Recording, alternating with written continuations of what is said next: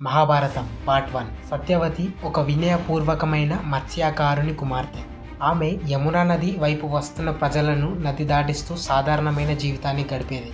ఒకరోజు దివ్య జ్ఞానానికి ప్రసిద్ధి చెందిన గొప్ప ఋషి పరాశరుడు నది దాటడానికి వస్తాడు. అయితే సత్యవతి యొక్క స్వచ్ఛత మరియు భక్తి పరాశరుని ఆకర్షిస్తుంది.